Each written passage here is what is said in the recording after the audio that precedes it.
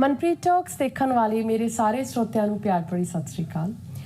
ਅੱਜ ਅਸੀਂ ਇੱਕ ਅਜਿਹੇ ਅਦਾਰੇ ਵਿੱਚ ਬੈਠੇ ਹਾਂ ਅਤੇ ਮੈਂ ਤੁਹਾਡੀ ਮੁਲਾਕਾਤ ਇੱਕ ਅਜਿਹੀ ਸ਼ਖਸੀਅਤ ਨਾਲ ਕਰਾਉਣ ਜਾ ਰਹੀ ਹਾਂ ਜਿਨ੍ਹਾਂ ਨੇ ਗਾਇਨੀ ਦੇ ਡਿਪਾਰਟਮੈਂਟ ਵਿੱਚ ਇੱਕ ਵੱਖਰੀ ਹੀ ਮਿਸਾਲ ਕਾਇਮ ਕੀਤੀ ਹੈ। ਨਾ ਕੇਵਲ ਗਾਇਨੀ ਦੇ ਡਿਪਾਰਟਮੈਂਟ ਵਿੱਚ ਬਲਕਿ ਉਹਨਾਂ ਨੇ ਸੁੰਦਰੀ ਦੇ ਹੋਣ ਦੇ ਨਾਤੇ ਵੀ ਉਹਨਾਂ ਨੇ ਕਾਫੀ ਸਾਰੀਆਂ ਪ੍ਰਾਪਤੀਆਂ ਵੀ ਕੀਤੀਆਂ ਹਨ। ਮੈਂ ਗੱਲ ਕਰ ਰਹੀ ਹਾਂ doctor Swapna Mishra ji. Hello doctor. Hello. मैं हमारी पूरी जी की टीम की तरफ से आपका तहे दिलों स्वागत करती हूँ। थैंक यू, मुझे इस प्लेटफॉर्म पे बुलाकर मेरे से बात करने के लिए मुझे बहुत अच्छा लग रहा है यहाँ बात करना। Same here doctor. So doctor Swapna Mishra, I was reading about you. You are the director, if me not wrong here, robotic surgery. I am the director of robotic gynae surgery. तो नॉर्थ इंडिया में पहली बार robotic surgery मैंने ही शुरू की and now I can proudly say that मैं India की highest volume robotic gynae surgeon हूँ and I performed maximum number of gynae robotic surgery country के लिए। डॉक्टर, मैं आपको थोड़ा सा पीछे लेके जाना चाहूँगी। Medical choice was the first, मतलब medical profession was the first choice? Absolutely yes. Okay. मेरे नाना जी डॉक्टर थे, मामा जी डॉक्टर थे, भाई मेरा सर्जन है और बचपन से उसके साथ मेरा कंपटीशन चलता था। भैया को मुझे हर चीज में बीट करना था।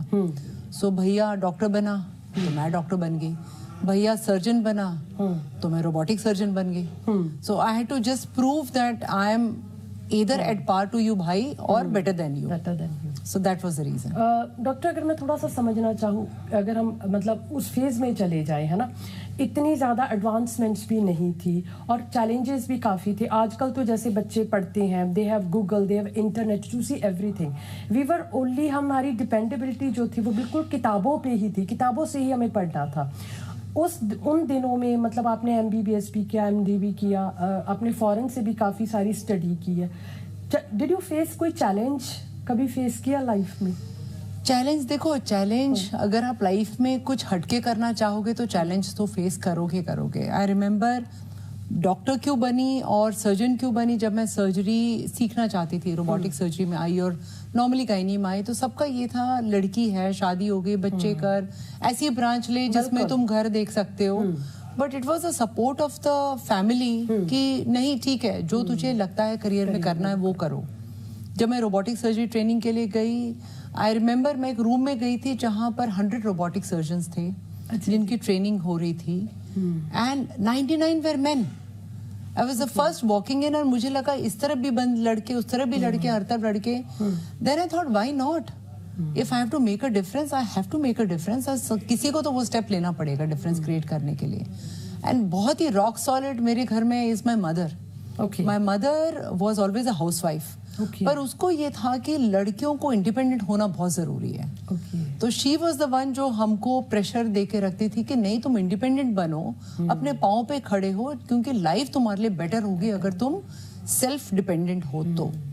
मतलब I was just studying about you, मैं देख रही थी कि आप डॉक्टर भी हो, अपनी ब्यूटी पेजेंट भी जीता है ना। वो मैं आपसे समझना चाहती हूँ, ये कॉम्बिनेशन कैसे आ गया?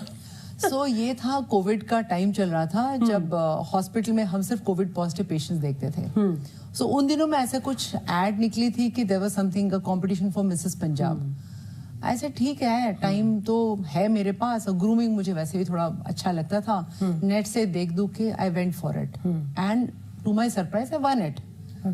Then I went for Mrs India again, I won it. And then the team groomed me. So there's a good team जो आपको prepare करती है। Went for Mrs. Universe and मिल गया वो crown। नहीं, I think so you deserve it। मैं आपका वो देख भी रही थी, you work very hard even on yourself।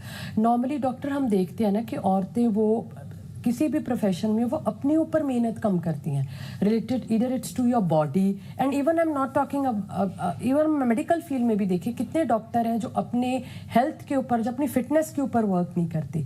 You go to the gym also, you work very hard and I was scrolling on the Google, your reviews were also excellent. और मुझे लगता है कि जो रोबोटिक सर्जरी का एक है, it is very challenging and completely new. Confidently भी आपने उस चीज़ को हैंडल किया। मैं आपसे समझना चाहती हूँ, ये जो एक विल, मतलब जो स्ट्रॉन्ग है, जो मतलब एक विल पावर है, how you get that energy from? I think आपने इसका आंसर ही दे दिया कि you start with your fitness. If your body is fight, fit, your mind works faster. Yes. So मेरी दिन की शुरुआत फिटनेस से शुरू होती है और ये आदत शायद फैमिली आर्म फोर्सेस बैकग्राउंड से आती हूँ मैं। ओके। सो माई डैड हमेशा बोलते थे कि you know fitness is very important, arm forces के लिए फिटनेस बहुत इंपॉर्टेंट होता है। सो वहाँ से आदत पड़ी, घर में भी आदत पड़ी कि हाँ मुझे एक्सरसाइज करनी है। और एक्सरसाइज करने से एक चीज मैंने नोटिस किया कि मेरा स्टेमिना बेटर हो गया to work in my work place. मेरी माइंड शार्प हो गई, मेरा हैंड आई कोऑर्डिनेशन जो एक सर्जरी के लिए चाहिए, एक फीट हैंड आई कोऑर्डिनेशन जो एक रोबोटिक सर्जरी के लिए चाहिए, वो बेटर हो गया। तो इन अ वे इन सबका श्रेय मैं देती हूँ कि फिटनेस अगर किसी भी विमेन के लिए आगे बढ़ना है तो अपने बॉडी पे वर्क करना बहुत जरूरी है। बिकॉज वेल्थ से आप सब कुछ खरीद सकते हो पर अपनी हेल्थ नहीं खरीद सकते। तो आई थिंक इस पे फोकस करना is most important for a lady. नहीं, you know it's being motivating for me also, और जो हमारे दर्शक देख रहे हैं उनको लिए तो ये हो गई होगा। डॉक्टर, ये जो रोबोटिक सर्जरी का है, मैं आपसे समझना चाहती हूँ, ये एक काफी सारे मिथ्स भी है कि एक रोबोट होता है वो सर्जरी करता है, and it is so we actually है क्या, what it is all about? So अगर आप एक सर्जन की स्किल में आर्टिफिशियल इंटेलिजेंस ऐड कर लो, ओके, जब वो दोनों कंबाइन हो जाते हैं तो आपका जो सर्जिकल आउटकम है से 0 से 100% हो जाता है। That is robotic surgery. Robot surgery नहीं करता, okay. It is the robotic technology. Technology का मतलब है my hands, my 2 arms are converted to 4 arms. Okay. मेरे 2 हाथों से मैं 4 रोबोटिक आर्म को यूज करके उसके बेस्ट इंस्ट्रूमेंट को यूज करके मैं फाइनेस्ट सर्जरी कर सकती हूँ। जो सर्जरी एक नॉर्मल सर्जन को एक 30 सेंटीमीटर कट दे के पेशेंट का करना होता है, वही चीज मैं 4 छेदों के थ्रू अपने रोबोटिक आर्म के थ्रू वही फाइन सर्जरी कर सकती हूँ। पर एडवांटेज इसमें है कि पेशेंट 24 घंटे के अंदर घर जाता है, ओके, 3 दिन में घर के काम कर सकता है, 10 दिन में ऑफिस ज्वाइन कर सकता है।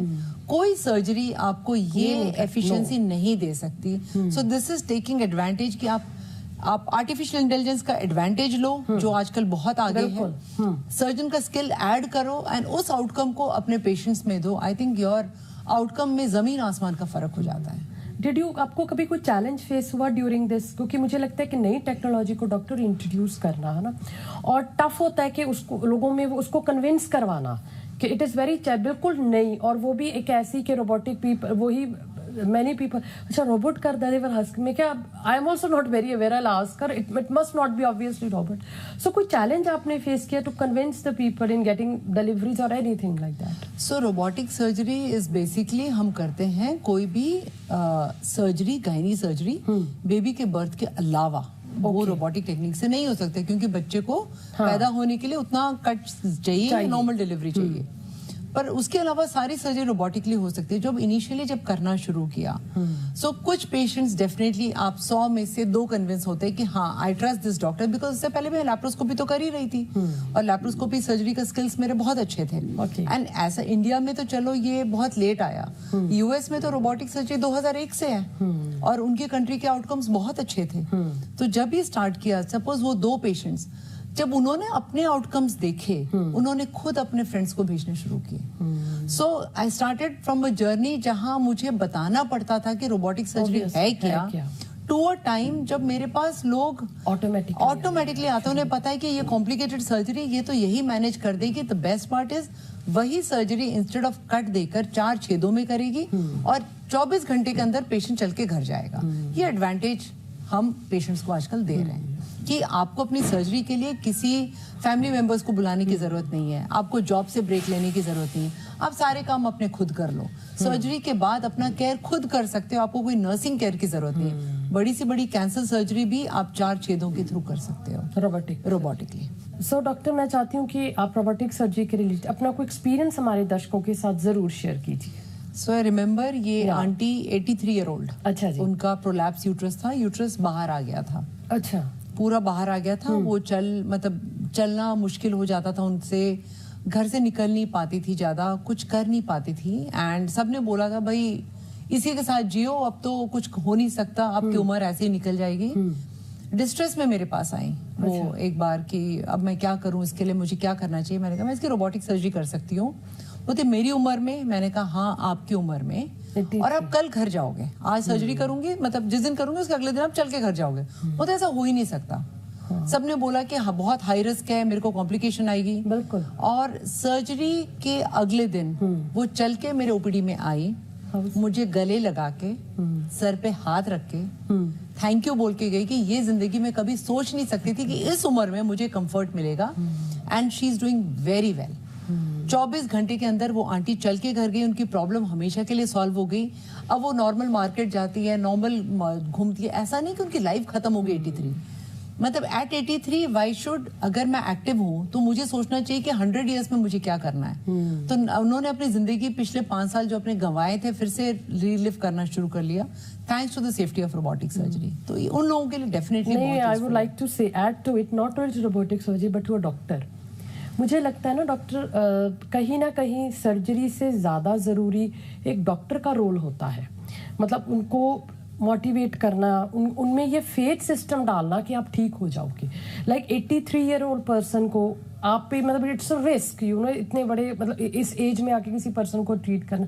You are also prepared and you have to sometimes, मुझे लगता है कई बार अपने प्रोफेशन से हटके भी आपको सोचना पड़ता है, and that is what makes you special. या नहीं, it doesn't make me special, but what I feel is that देखो हमेशा सबसे इंपॉर्टेंट है क्वालिटी ऑफ लाइफ। यस, मरना सबने है, ठीक है, पर जब तक हम जिंदा हैं तब तक हम क्या जिंदगी जी रहे हैं। अगर मैं उठ के चल सकती हूँ, अगर कोई टेक्नोलॉजी मुझे हेल्प करता है कि मैं अब नॉर्मल, नियर नॉर्मल जिंदगी जी सकती हूँ, तो मैं अपनी जिंदगी बिस्तर पे क्यों बिताऊं। और अगर ये टेक्नोलॉजी इंडिया में अवेलेबल है तो वो सब तक क्यों ना पहुंचे।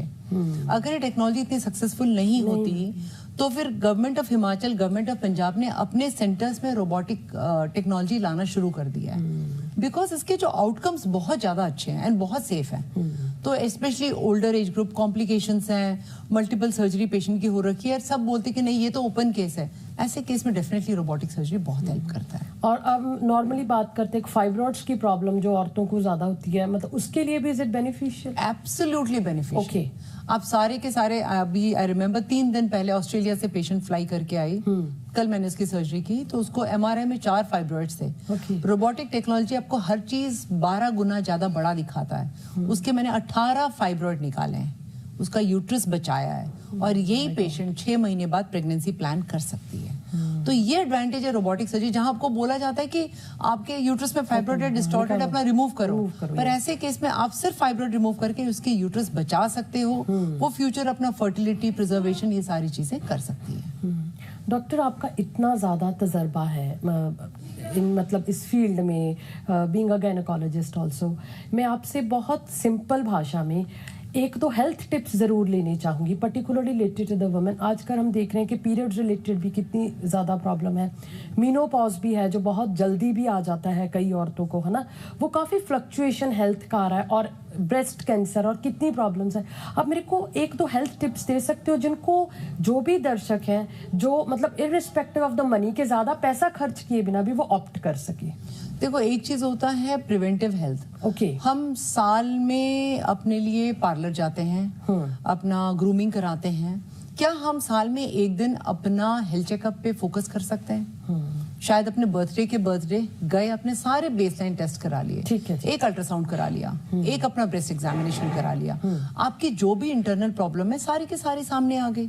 साल में अगर एक बार अगर हम प्रिवेंटिव हेल्थ की तरफ चले जाएं, जैसे साल में एक बार पैप स्मीयर करा लिया, तो हमें फ्यूचर में बीमारियां ही क्यों आएंगी? क्योंकि बीमारी होने से पहले ही हमने बीमारी को पकड़ लिया, उसके जड़ को पकड़ लिया, उसको ही हटा दिया, तो बीमारी नहीं आएगी। सो आई थिंक एक ही चीज है कि जैसे आप हर चीज में इन्वेस्ट करते हो, विमेन बस एक अपना काम करो कि अपने जन्मदिन से जन्मदिन अपने हेल्थ चेक पे फोकस करो, एक अपना प्रिवेंटिव हेल्थ चेक कराओ। अगर वो आपका ठीक रहा तो आपकी गारंटी आपके हेल्थ की अगले 1 साल तक। इस पे करो। दूसरा इस फिटनेस पे अपना ध्यान रखो, अपने बॉडी पे वर्क करो, क्योंकि यही आपको लॉन्ग टर्म पे हेल्प करेगा। और सबसे ज्यादा हमने इसी में रहना है।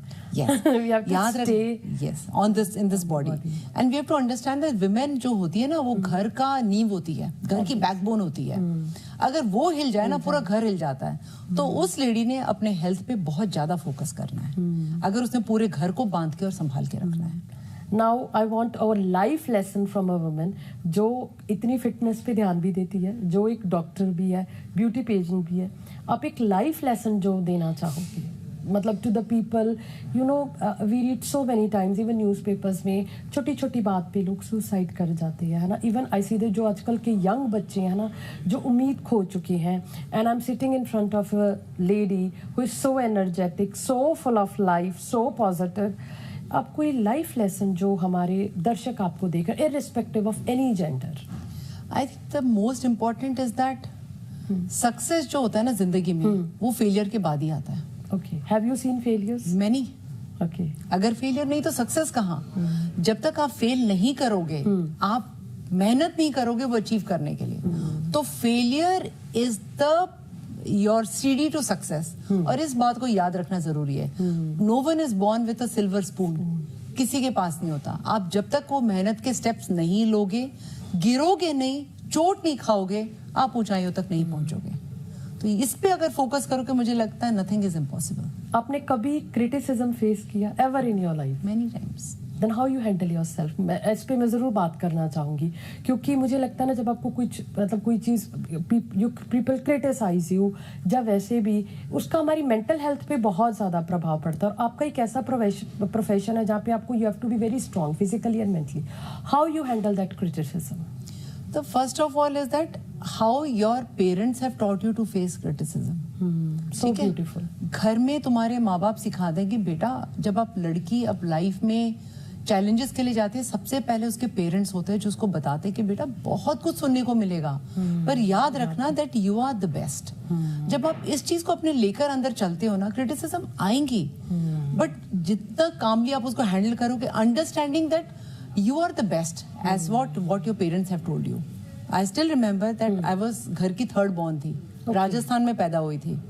जब मैं पैदा हुई तो सबने बोला भाई लड़की पैदा हुई है, बहुत करा लेते, अच्छा होता. बेटी पैदा हुई है. But my parents grew me up कि नहीं, ये हमारा सब कुछ है, this girl will do something. Parents ने सारा एजुकेशन सब कुछ उस ढंग से दिया जो शायद एक लड़की को मिलना होता था.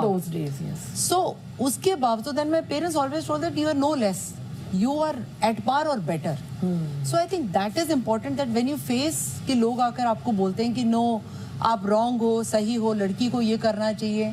आई think you think of your parents कि उन्होंने तुमको किस अपब्रिंगिंग से बड़ा किया है. And once you think that अगर उनको लगता है you are the best, then you are the best. It's okay. Thank you doctor so much. मुझे लगता है कि मोर देन अ डॉक्टर मैं एक ऐसे इंसान के जीवन में जान पाई जिसने कभी भी हार नहीं मानी, irrespective of the challenges and everything.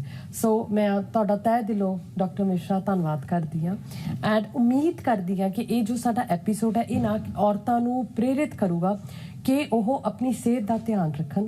ਜਿਵੇਂ ਕਿ ਤੁਸੀਂ ਕਿਹਾ ਕਿ ਜੋ ਆਪਣੇ ਰੈਗੂਲਰ ਟੈਸਟ ਹੈ ਉਹ ਜ਼ਰੂਰ ਕਰਵਾਉਂਦੇ ਰਹਿਣ. ਸੋ ਜੋ ਵੀ ਸਾਡੇ ਦਰਸ਼ਕ ਐਪੀਸੋਡ ਦੇਖ ਰਹੇ ਆ, ਜਿਵੇਂ ਕਿ ਡਾਕਟਰ ਮਿਸ਼ਰਾ ਨੇ ਕਿਹਾ ਕਿ ਤੁਹਾਡੀ ਸਿਹਤ ਸਭ ਤੋਂ ਜ਼ਿਆਦਾ ਜ਼ਰੂਰੀ ਹੈ ਤੇ ਇਸ ਦਾ ਖਿਆਲ ਰੱਖਣਾ ਓਨਾ ਹੀ ਜ਼ਰੂਰੀ ਹੈ ਜਿੰਨਾ ਕਿ ਤੁਸੀਂ ਆਪਣੇ ਬਾਕੀ ਰਿਸ਼ਤਿਆਂ ਦਾ ਰੱਖਦੇ ਹੋ. ਧੰਨਵਾਦ.